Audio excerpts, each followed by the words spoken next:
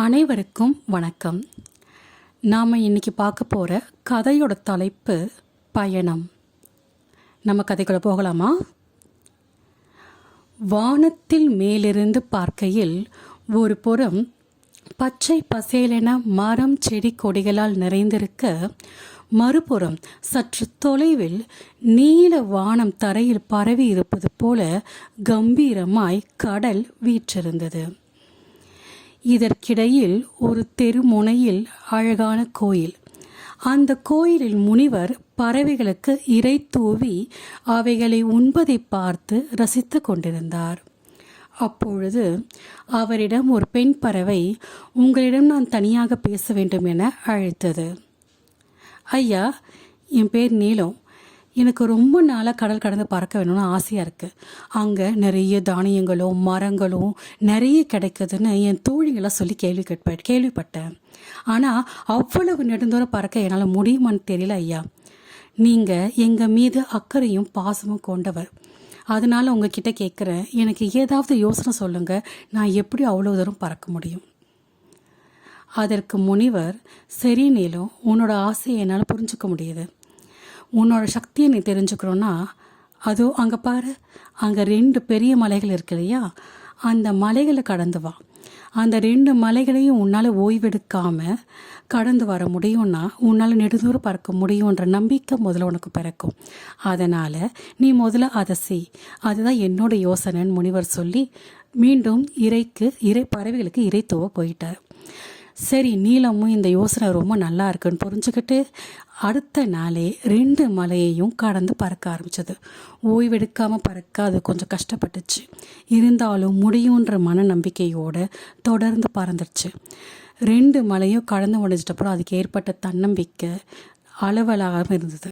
2 மலையும் கடந்து வந்த நீலத்துக்கு மனசில் தன்னம்பிக்கை உயர்ந்தது. சரி, இப்போ நம்ம ஐயா கிட்ட திரும்ப கேட்கலாம், கடல் கடந்து போகிறதுக்கு வேறு எதுவும் யோசனை சொல்வாரா அப்படின்னு சொல்லிட்டு முனிவர்கிட்ட நீலம் போச்சு. மீண்டும் முனிவர் அங்கே அமைதியாக தியானத்தில் இருந்திருக்கும் பொழுது, ஐயா, நான் உங்ககிட்ட பேசணும் அப்படின்னு அழைக்க, சொல்லு நீலம், என்ன மலையை கடந்துட்டியா அப்படின்னு கேட்டார். ஆமாம் ஐயா, நான் மலையை கடந்துட்டேன். தொடர்ந்து விடாமல் ஓய்வெடுக்காமல் கடந்துட்டேன். எனக்கு இப்போ உண்மையில் ஒரு நம்பிக்கை பிறந்துருச்சு. என்னால் 2 மலையை தூரம் கடந்து போக முடியும்னு தெரிஞ்சுக்கிட்டேன். ஆனாலும் நான் பார்த்த அந்த மலைகளோ அதை பற்றின விசாரித்ததுலையோ அது ஒரு 10 மலை தூரமாவது இருக்குமே, நான் எப்படி அதை பறக்க முடியும் அப்படின்னு திரும்பவும் கேள்வி கேட்க, இந்த முறை முனிவர் வேறு ஒரு யோசனையை சொன்னார். என்னென்னா, உன்னோட துணையை நீ கூப்பிட்டு வா. உன் துணையோட பக்க பலத்தால் உன்னால் நெடுந்தூரம் பறக்க முடியும். இந்த முறை நீ கடல்லையே போ. உன்னால் எவ்வளோ தூரம் ஓய்வெடுக்காமல் பறக்க முடியும்னு பாரு. போயிட்டு திரும்ப வந்து சொல்லு. உன் சக்தி முன்கூட்டியே சோர்ந்து போகிறதுக்கு முன்னாடியே நீ வந்துடுறது நல்லது. ஆனால் இந்த முறை நீ 2 மலையும் தாண்டி கடந்து பறக்கிறதுக்கு முயற்சி செய் அப்படின்னு சொன்னார். சரி ஐயா, ஆனால் என்னோடய துணை கொஞ்சம் சோம்பேறியாச்சே அப்படின்ட்டுச்சு. சோம்பேறியாக இருந்தால் என்ன, உன் கூட துணையாக இருக்கும்போது கண்டிப்பாக அவனுக்கு உற்சாகம் பிறக்கும். நீ அவனை கூப்பிட்டு வா அப்படின்னு சொல்லிச்சு. சரியும் 2 பேரும், ஆண் பறவை வானபதியும் பெண் பறவை நீலம் 2 பேரும் இந்த முறை நேரடியாக கடலை பறக்க போகிறாங்க. 2 பேரும் கடலை பறந்து போக ஆரம்பித்தாங்க. நிறைய கதைகள் பேசி போனாங்க. சுற்றி இருக்க விஷயங்களை ரசித்து போனாங்க. தூரத்துலேருந்து மீன்களை பார்த்துட்டே பறந்து போனாங்க. அவங்க போன தூரம் அவங்களுக்கு எவ்வளோன்னு தெரியாத அளவுக்கு போனாங்க. 2 மலைகள் கடந்த தூரத்தை கடந்துட்டாங்க. இன்னும் 1 மலை கடந்த தூரம் திறந்துட்டாங்க. திரும்ப 4வது மலை கிட்ட வரும்போது 2 பேருக்கு ஒரு உண்மை புரிஞ்சது. இதுக்கு மேலே தொடர்ந்து போனோன்னா நம்ம உயிருக்கே ஆபத்தாயிடும்.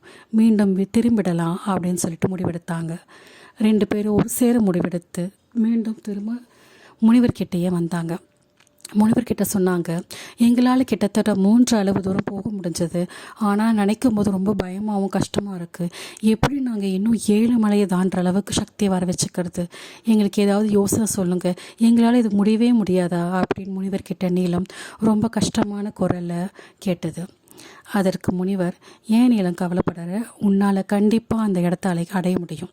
அதுக்கு நான் இப்போ வேறு ஒரு யோசனை சொல்கிறேன். நீங்கள் 2 பேரும் ஆளுக்கு ஒரு மரக்குச்சி, நீளமான மரக்குச்சி, தண்ணியில் போட்டால் மிதக்கிற அளவுக்கு இருக்கிற மரக்குச்சி, அது மேலே நீங்கள் நின்று பாருங்கள். எவ்வளோ தூரம் உங்களுக்கு பறக்க முடியுமோ தொடர்ந்து பாருங்கள். ஓய்வெடுக்கும்போது அப்போ தரைக்கு கடல் கீழே போய் குச்சி போட்டு அது மேலே கொஞ்சம் நேரம் இளைப்பாருங்க. திரும்ப பாருங்கள். இந்த மாதிரி நீங்கள் விடாமல் பறக்கும்பொழுது கண்டிப்பாக உங்களால் இலக்கை அடைய முடியும் அப்படின்னு முனிவர் சொன்னார். ஏன் இதை எங்களுக்கு முதலே சொல்லலை அப்படின்னு நீலம் கேட்டது. இதை நான் முதலே சொல்லணும்னா உன்னோட சக்தி என்ன நீ தெரிஞ்சுக்காம போயிடுவேன். உனக்குள்ளே இருக்க தன்னம்பிக்கை வளர்க்குறது அதை விட ரொம்ப முக்கியம். அதனால தான் இதை நான் 3வது முறையாக யோசனையாக சொல்கிறேன். இந்த முறை நீ கண்டிப்பாக இலக்கு அடைவ அப்படின்னு சொன்னார். சரி, இந்த முறை ஆண் பறவை பெண் பறவையான வானதி நிலம் 2 பேருமே குச்சியை எடுத்துக்கிட்டு பறக்க தொடர்ந்தாங்க. குச்சியை வாயிலே வச்சுட்டு பறந்தாங்க. 1 மலை தூரம் கடந்தாங்க, 2 மலை தூரம் கடந்தாங்க, 3 மலை தூரமும் கடந்துட்டாங்க. ஏன்னா நடுவில் இளைப்பாரினே பறந்ததால் அவங்களால முடிஞ்சது. ஆனால் 4வது மலை தூரம் பறக்கும் பொழுது ஆண் பறவைக்கு சோர்வு ஏற்பட்டுடுச்சு. அதை விட வாயிலையும் காலிலையும் மாறி மாறி குச்சி வச்சு பறக்கிறதுக்கு ஆண் பறவைக்கு பிடிக்கலை. அது ரொம்ப அசௌகரியமாக உணர்ந்தது. எனக்கு அங்கே வர விருப்பம் இல்லை, என்னால் இந்த குச்சியை சுமக்க முடியல, இதை சுமந்துட்டே பறக்கிறது எனக்கு ரொம்ப கஷ்டமாக இருக்குது, அதனால நான் அவன் கூட வரலை அப்படின்னு சொல்லிட்டு ஆண் பறவை திரும்ப போயிடுச்சு. ஆனால் அது போகும்பொழுது கோவத்தில் குச்சியை கீழே போட்டுட்டு திட்டிகிட்டே போயிடுச்சு. உன்னால் தான் நான் இவ்வளோ கஷ்டப்படுறேன் அப்படின்னு சொல்லிட்டு. அப்படி திட்டிகிட்டே போகும்பொழுது அது குச்சியை போட்டதால் மீண்டும் போக வேண்டிய தூரத்து 4 மலை தூரம், அந்த 4 மலை தூரத்தை இளைப்பாறாமலே பறந்து போகிறது ரொம்ப கஷ்டம். ஆனாலும் ஆண் பறவை கோவத்தோடு திரும்பி போயிடுச்சு. பெண் பறவையோ விடக்கூடாது, நம்ம முன்னேறியே செல்லலாம், நம்மளால் முடியும்னு சொல்லி அது வாயில் இருந்த குச்சியை திரும்ப திரும்ப போட்டு அது முன்னேறி கடந்து போயிட்டே இருந்தது. ஆனால் ஆண் பறவை திரும்பி வந்த பாதையில் திரும்பி போக முடியல, ரொம்ப சோர்ந்து போயிடுச்சு. கீழே இறங்கினா உயிருக்கு ஆபத்து, குச்சியோ வாயில் இல்லை, போக வேண்டிய தூரம் இன்னும் அதிகம். வேறு வழியே இல்லாமல் ஒரு பக்கம் யோசித்தது, இன்னும் சிறு தூரம் நம்ம பிறந்து போனோன்னா நம்ம இறந்துடுவோமேன்ற பயம் வந்துடுச்சு. அதுக்கப்புறம் ஆண் பறவை பெண் பறவையோடு சேர்ந்து போகிறதே நல்லதுன்னு முடிவெடுத்துடுச்சு. சிறிது தூரம் ஆண் பறவையோட பயணத்தில் பெண் பறவையை அடைஞ்சிடுச்சு. இப்போ 2 பேரும் ஒன்று சேர்ந்து பயணத்தை தொடர ஆரம்பித்தாங்க. அப்படி சந்திக்கும் போது 2 பேரும் மாறி மாறி குச்சிகளை பகிர்ந்துக்கிட்டாங்க. குச்சிகளை கீழே போட்டு இளைப்பாரி திரும்ப பறந்தாங்க. இப்படியே பறந்து 10 மலை தூரம் பறந்து வந்துட்ட அப்புறமா அங்கே அழகாக பச்சை பசேல்னு நிறைய தானியங்களோடு அவங்க இனத்தை சேர்ந்த பல பறவைகள் அங்கே சந்தோஷமாக இருக்கிறத பார்த்து அங்கே கரை சேர்ந்தாங்க.